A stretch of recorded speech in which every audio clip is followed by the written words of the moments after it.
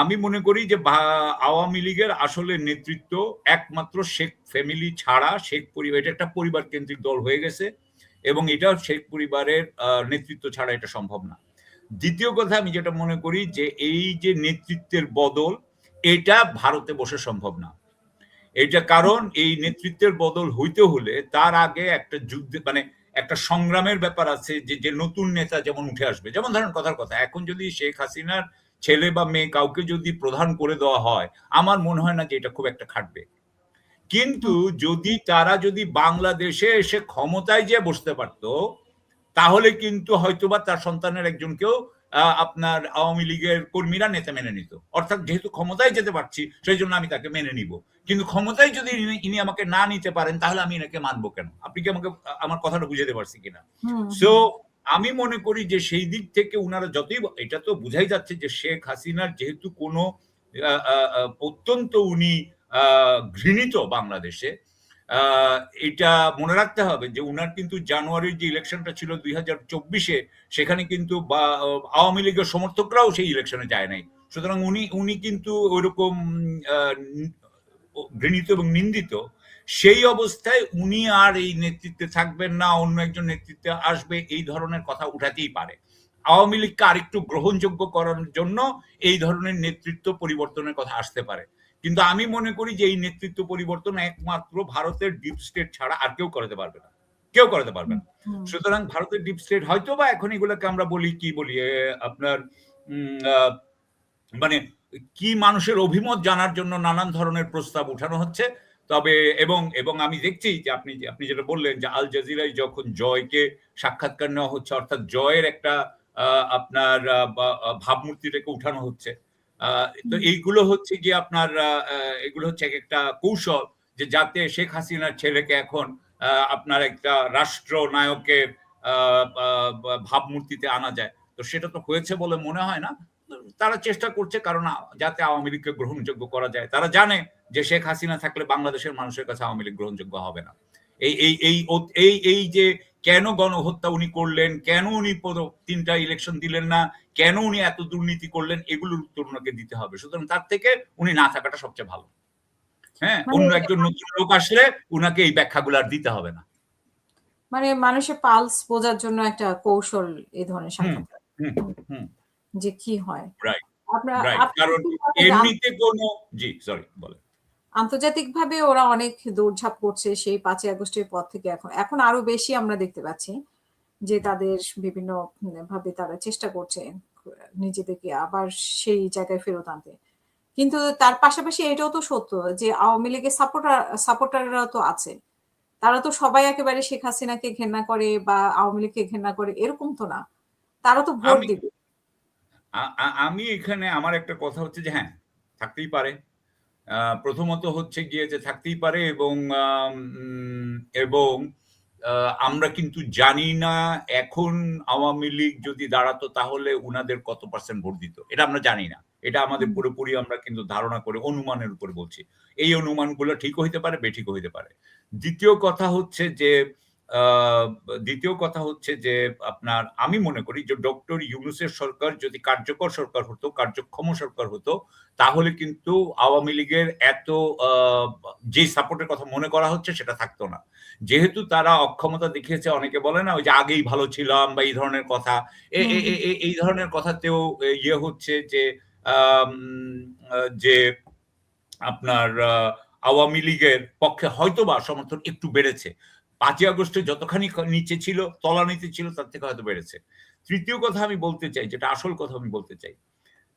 দেখেন, আমি একটা কথা তখন হাসিনার সময় বলেছিলাম যে মানুষকে হাসিনা যখন ওই যে আপনার যখন 15 বছর শাসন করতেছিল, আপনার স্বেচ্ছাচারী শাসন, স্বৈরতান্ত্রিক মাফিয়া শাসন করছিল, তখন তো সে 4 থেকে 6,000 লোককে গুম করেছে।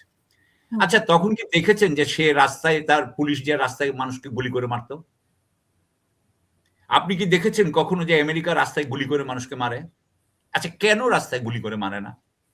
রাস্তায় গুলি করে না মারার কারণ হচ্ছে যে বাইরে কাউকে মারলে তখন তার প্রতি একটা সহানুভূতি জন্মে জনগণের মধ্যে। এই জন্য তাকে কখনো বাইরে সম্মুখে মারা হয় না। তাকে একটা গোপন জায়গায় নিয়ে মেরে ফেলা হয়। কারণ মানুষ যদি ওইটা দেখে ফেলে যে তাকে একজনের তার সামনে তার আরেকজন মানুষকে মারা হচ্ছে, এটা মানুষের সহজাত প্রবৃত্তি যে সে এটাতে খুবই আপনার আলোড়িত হয় বা সে খুবই এটাতে আ দুঃখ পায়। তো আমি যেটা বলতে চাই যে বাংলাদেশের আওয়ামী লীগের সমর্থকরা কি বাংলাদেশের শেখ হাসিনাকে যে আমাদের ১৫০০ বাচ্চাকে খুন করেছে তাকে সাপোর্ট করবে না ১৫০০ বাচ্চার রক্তের উপর দিয়ে পা মারিয়ে তারা যায় শেখ হাসিনাকে ফুলের মালা দিবে? এই হচ্ছে আমাদের 30% অফ দ্য পিপল। আমি এটা বিশ্বাস করি না। আমি এটা বিশ্বাস করতে পারি না। হ্যাঁ, এখানে এটা ঠিক যে আওয়ামী লীগকে সাপোর্ট করা মানে আসলে কি? আমি আপনাকে যেভাবে বললাম, এইভাবে ইউনূস সরকারের কোন লোক বলে নাই। আমার মনে হয়। আমি জানি না। কিন্তু এইটা আওয়ামী লীগকে সমর্থন করা মানে আপনি মানবতায় কোন পর্যায়ে পৌঁছায় গেছেন সেটা মানুষকে বোঝানো উচিত ছিল। সেটা বোঝানো না হওয়ার ফলে হয়তোবা আওয়ামী লীগের হয়তোবা সাপোর্ট ৫ই আগস্টের থেকে বাড়তে পারে। তবে আমি মনে করি না যে তারা বাংলাদেশের বিশাল একটা জনসমর্থন তাদের আছে। যদি বিশাল জনসমর্থন থাকতো তো তাহলে তারা ঢাকায় না হইলেও অন্য জায়গায় তারা দাঁড়াতে পারত অথবা তাদের মধ্যে আমি আরো অ্যাক্টিভিটিস দেখতে পাইতাম যে অ্যাক্টিভিটিস আমরা দেখতে পাই না। জি। কিন্তু আপনি কি মনে করেন যে আওয়ামী লীগকে মানে বাদ দিয়ে যে ভোটটা হচ্ছে, যে নির্বাচনটা হচ্ছে সেটাতে কোনো প্রভাব পড়বে, আন্তর্জাতিক কোনো প্রভাব পড়বে? ইনক্লুসিভ যে বলাটা হয়, ইনক্লুসিভ এ কোনো হেরফের হবে এরকম? প্রথম কথা হচ্ছে ইনক্লুসিভ। আচ্ছা, ইনক্লুসিভ এটা নিয়ে অনেক আগে থেকে বলা হচ্ছে। আপনার কথা আমি মেনে নিচ্ছি। জাতিসংঘের যেটা প্রথম দিয়েছিল ওই যে আপনার গণহত্যার পরে যে রিপোর্ট সেই রিপোর্টে বোধহয় বলা ছিল যে পরে যখন ইলেকশন হবে সবাইকেই আপনার ইনক্লুসিভ ইলেকশন হওয়া উচিত বা ওই মানবাধিকার যিনি কমিশনার যাই হোক টার্ক। তো এনিওয়ে এখন কথা হচ্ছে যে আমরা অংশগ্রহণমূলক বলবো কি বলবো না। প্রথম কথা হচ্ছে ডোনাল্ড ট্রাম্প যিনি আমেরিকার কেয়ার করেন, যিনি পরাশক্তির প্রেসিডেন্ট, তিনি এগুলো কেয়ার করেন না। সুতরাং উনি আমেরিকাকে আপনি বাদ দিয়ে দেন, আমেরিকা এগুলোর ব্যাপারে কেয়ার করে না, এখন করে না। দ্বিতীয় কথায় আসেন আপনি, এবং আমেরিকা কখনো বলে নাই যে আওয়ামী লীগকে ঢুকাইতে হবে বলে এইরকম ভাবে কোন কঠিন শর্ত কিন্তু কখনোই আমেরিকা দেয় নাই, গেল আমেরিকা। দ্বিতীয় কথা আসেন ইউরোপ। ইউর একজন বোধহয় বলেছেন, ইউর একজন প্রতিনিধি বলেছেন যে বাংলাদেশের নির্বাচনে যদি আপনার মানুষ মানে ভোটাররা যদি ভোট দেয়, অর্থাৎ ধরেন আগে বোধহয় ২০০৮ সালে ছিল ৬৫% লোক ভোট দিয়েছিল। সুতরাং এখন যদি ৬৫%-এর মতো ভোট দেয় বা ৬০%-এর মতো লোক ভোট দেয় তাহলে আমরা এটাকে অংশগ্রহণমূলক বলবো। আমি যদিও ওদের সাথে কম্পেয়ার করতে চাই না, কিন্তু মনে আছে আমার যে যখন জানুয়ারির আমিডামি নির্বাচন হচ্ছিল ২৪-এর, তখন ওরা বলছিল ৪০%, ওরা তো বানিয়েছিল ওটা যে ৪০% হলে ওটা অংশগ্রহণমূলক। তো তখন ৪০% অংশগ্রহণমূলক হয়ে যায়, যেটা ভারত অ্যাকসেপ্ট করেছিল।